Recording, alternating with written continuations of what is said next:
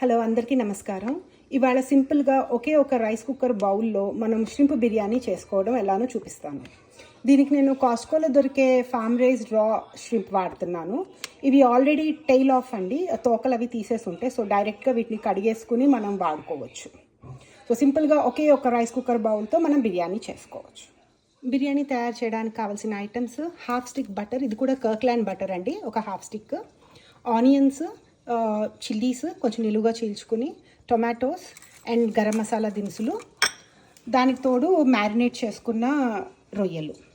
And నేను 2.5 cups rice use చేస్తున్నానండి. ఇందాక చూపించిన ప్యాకెట్కి అరౌండ్ 40 రొయ్యలు ఉంటాయి ఆ ప్యాకెట్లో.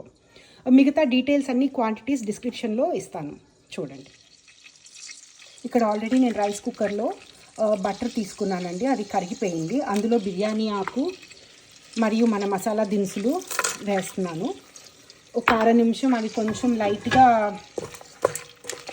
ఫ్రై అయినట్టు అవ్వాలి.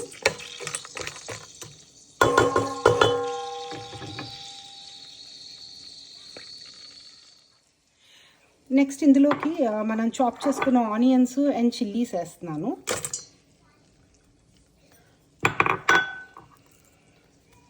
వీటిని కొంచెం దోరగా వేగనీయాలి, అందరూ చెప్పేటట్టు గోల్డెన్ బ్రౌన్ కలర్ వచ్చే వరకు. అలానే కట్ చేసుకున్న టొమాటోస్ అండి. Onion and tomato half cook అయిపోయినాయండి. సో ఇందులో మనం మ్యారినేట్ చేసుకున్న ష్రింప్ వేసేద్దాం. ఇందులో మనం ష్రింప్ వేసేసుకున్నామండి. దీన్ని ఒక 10 మినిట్స్ లిడ్ పెట్టేసి కొంచెం ఉడకనివ్వాలి. అరౌండ్ ఒక 50% ష్రింప్ ఉడికిపోతుంది 10 నిమిషాల్లో. 10 మినిట్స్లో ఇలా కొంచెం ష్రింప్ సగం ఉడికినట్టు అయిపోతుంది. ఇప్పుడు మనం కడిగి పెట్టుకున్న రైస్, వాటరు ఒకేసారి వేసేసుకోవచ్చు. ఇందులో కొంచెం పుదీనా కూడా పైనుంచి వేసేసుకొని కలిపేసి మూత పెట్టుకుంటే ఒక 10-15 మినిట్స్లో బిర్యానీ రెడీ. వేడి వేడి ష్రింప్ బిర్యానీ.